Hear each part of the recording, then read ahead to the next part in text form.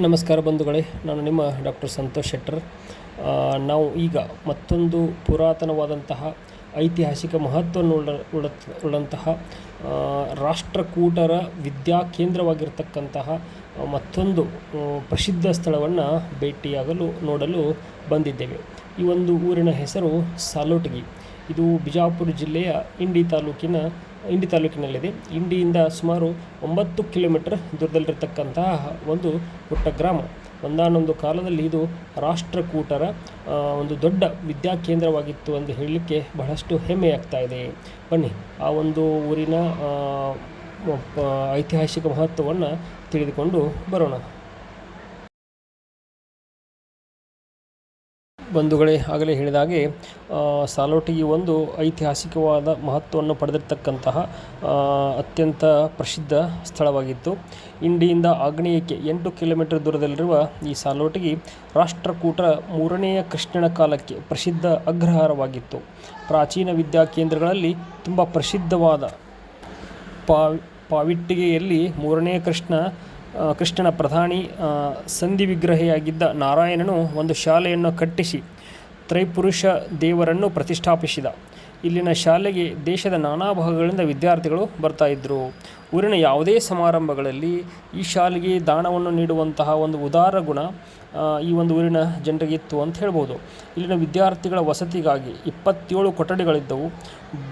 ದೀಪದ ವ್ಯವಸ್ಥೆ, 13 ನಿವರ್ತನ ಭೂಮಿ, ವಿದ್ಯಾರ್ಥಿಗಳಿಗಾಗಿ 500 ನಿವರ್ತನ ಭೂಮಿ, ಉಪಾಧ್ಯಾಯರುಗಳಿಗೆ 50 ನಿವರ್ತನ ಭೂಮಿ ಮತ್ತು ಮನೆಯನ್ನು ಕೊಡಲಾಗಿತ್ತು. ಅಂದರೆ ಆಗಿನ ಕಾಲದಲ್ಲಿಯೇ ಸಹಿತ ವಿದ್ಯಾರ್ಥಿಗಳಿಗಾಗಿ ವಸತಿ ಶಾಲೆಗಳನ್ನು ನಿರ್ಮಿಸಿ ವಿದ್ಯಾದಾನವನ್ನು ಮಾಡುವಂಥ ಒಂದು ಪ್ರತೀತಿ ನಮಗೆ ಎದ್ದು ಕಾಣ್ತಾ ಇದೆ.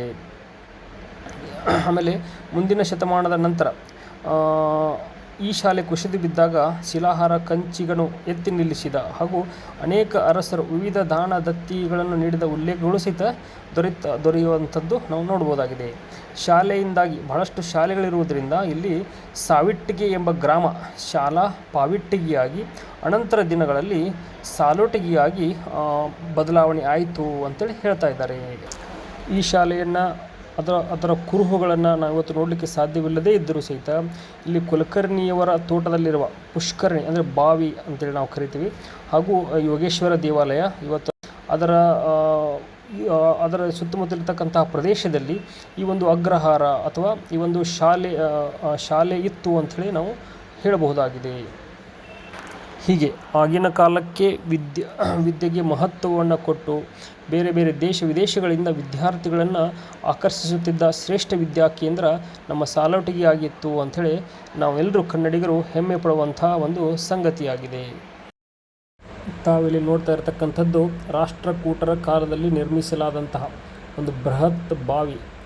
ಇವತ್ತು ಅಲ್ಲಿ ಬೆಳೆದಿರ್ತಕ್ಕಂತಹ ಗಿಡಗಳು ಹಲವಾರು ಪಕ್ಷಿಗಳಿಗೆ ಒಂದು ಆಶ್ರಯ ತಾಣ ಆಗಿರುವಂಥದ್ದನ್ನು ನಾವು ನೋಡಬಹುದಾಗಿದೆ. ಅಭಿವೃದ್ಧಿ ಕಾರ್ಯ ಅಂತಂದರೆ ಗಿಡಗಳನ್ನು ಕಡಿದು ರಸ್ತೆಗಳನ್ನು ನಿರ್ಮಿಸುವುದಲ್ಲ, ಗಿಡಗಳನ್ನು ಕಡಿದು ಕಟ್ಟಡಗಳನ್ನು ಕಟ್ಟುವಂಥದ್ದಲ್ಲ. ಹಲವಾರು ಪ್ರಾಣಿ ಪಕ್ಷಿಗಳಿಗೆ, ಮನುಷ್ಯರಿಗೆ, ಸಕಲ ಜೀವರಾಶಿಗಳಿಗೆ ಅನುಕೂಲವಾಗುವಂತಹ ಬಾವಿಗಳನ್ನು, ಕೆರೆ ಕಟ್ಟೆಗಳನ್ನು, ಅರಣ್ಯಗಳನ್ನು, ಉದ್ಯಾನವನಗಳನ್ನು ನಿರ್ಮಿಸುವುದೇ ಆಗಿದೆ. ಇವು ನಮ್ಮ ರಾಜ ಮಹಾರಾಜರು ಸಹಿತ ಕೆರೆ ಕಟ್ಟೆಗಳನ್ನು ಕಟ್ಟುವುದರಲ್ಲಿ ಬಹಳಷ್ಟು ಆಸಕ್ತಿಯನ್ನು ಹೊಂದಿರ್ತಿದ್ರು.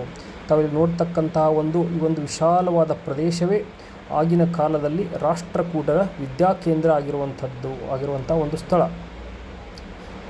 ದೇಶದ ನಾನಾ ಭಾಗಗಳಿಂದ ವಿದೇಶಗಳಿಂದಲೂ ಸಹಿತ ವಿದ್ಯಾರ್ಥಿಗಳನ್ನು ಆಕರ್ಷಿಸುತ್ತಿರತಕ್ಕಂತಹ ಒಂದು ಶ್ರೇಷ್ಠ ಯೂನಿವರ್ಸಿಟಿ ಆಗಿರುವಂಥ ಒಂದು ಸ್ಥಳ.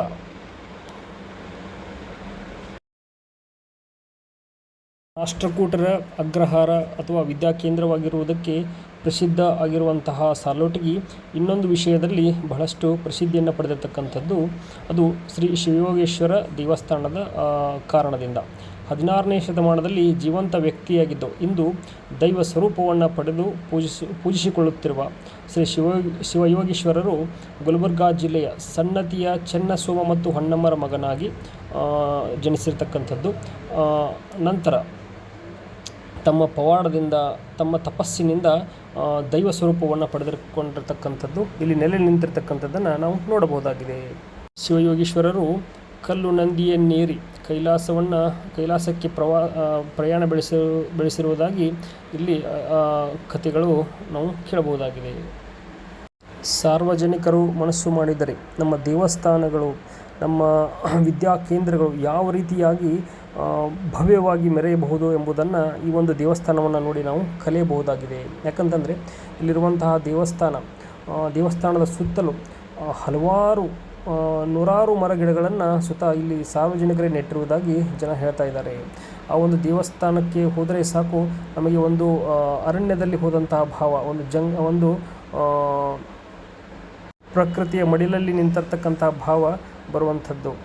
ಅದರ ಜೊತೆಗೆ ಇಲ್ಲಿ ಅತ್ಯುತ್ತಮವಾಗಿ ನಿರ್ವಹಿಸಲ್ಪಟ್ಟಿರ್ತಕ್ಕಂತಹ ಒಂದು ಗೋಶಾಲೆ ಇದೆ ಬಂಧುಗಳೇ.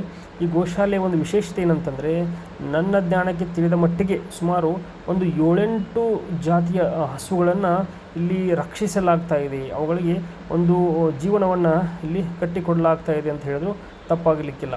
ಆದ್ದರಿಂದ ಈ ಒಂದು ಶಿವಯೋಗೀಶ್ವರ ಮಠದ ಎಲ್ಲ ಒಂದು ಆಡಳಿತ ಮಂಡಳಿಯವರಿಗೆ ತುಂಬ ಹೃದಯದ ಧನ್ಯವಾದಗಳನ್ನು ಈ ಮೂಲಕ ಅರ್ಪಿಸಲಿಕ್ಕೆ ಇಚ್ಛೆ ಪಡ್ತಾ ಇದ್ದೇನೆ. ಯಾಕಂತಂದರೆ ಅಳಿವಿನಂಚಿನಲ್ಲಿರ್ತಕ್ಕಂತಹ ಅದೆಷ್ಟೋ ಗೋ ಸಂಕುಲ ನಾವಿಲ್ಲಿ ನೋಡಲು ಸಿಗುವಂಥದ್ದು. ಆದ್ದರಿಂದ ದೇವಸ್ಥಾನವನ್ನು ಸಹಿತ ಬಹಳಷ್ಟು ಅಚ್ಚುಕಟ್ಟಾಗಿ ನಿರ್ವಹಿಸ್ತಕ್ಕಂಥದ್ದು. ನಾವು ಹೋದಂಥ ಸಂದರ್ಭದಲ್ಲಿ ಇಲ್ಲಿ ಒಂದು ದೇವಸ್ಥಾನವನ್ನು ಪುನರುಜ್ಜೀವನಗೊಳಿಸ್ತಕ್ಕಂಥ ಒಂದು ಕಾರ್ಯ ನಡೆದಿರ್ತಕ್ಕಂಥದ್ದು ತಾವಿಲ್ಲಿ ಕಾಣಬಹುದಾಗಿದೆ. JCBಗಳಿಂದ ಹಲವಾರು ದುರಸ್ತಿ ಕಾರ್ಯಗಳನ್ನು ಮಾಡಲಾಗ್ತಾ ಇರತಕ್ಕಂಥದ್ದು. ತಾವಿಲ್ಲಿ ಚಿತ್ರದಲ್ಲಿ ನೋಡುವಂಥದ್ದು ಗಂಗಾಮಾತೆಯ ದೇವಸ್ಥಾನ. ಶಿವಯೋಗೇಶ್ವರ ಮಂದಿರದ ಒಂದು ಆವರಣದಲ್ಲಿರ್ತಕ್ಕಂತಹ ಪುಷ್ಕರಣಿಗೆ, ಬಾವಿಗೆ ಹೋಗುವಂತಹ ಒಂದು ಸಂದರ್ಭದಲ್ಲಿ ಅಲ್ಲಿ ಪಕ್ಕದಲ್ಲಿ ನಾವು ಗಂಗಾಮಾತೆಯ ಮಂದಿರವನ್ನು ಸಹಿತ ನೋಡಬಹುದಾಗಿದೆ. ತಾವಿಲ್ಲಿ ಗಮನಿಸ್ತಾ ಇದ್ದೀರಿ, ಗಂಗಾಮಾತೆಯ ಪುಟ್ಟದಾದಂತಹ ಒಂದು ಮಂದಿರ. ಇಲ್ಲಿ ಕಾಣ್ತಾ ಇರ್ತಕ್ಕಂತಹ ಬಾವಿ ಆಳ ಎಷ್ಟಿದೆ ಅಂಥೇಳಿ ಯಾರಿಗೂ ಗೊತ್ತಿಲ್ಲ ಅಂಥೇಳಿ ಇಲ್ಲಿನ ಜನರು ಹೇಳುವಂಥದ್ದು.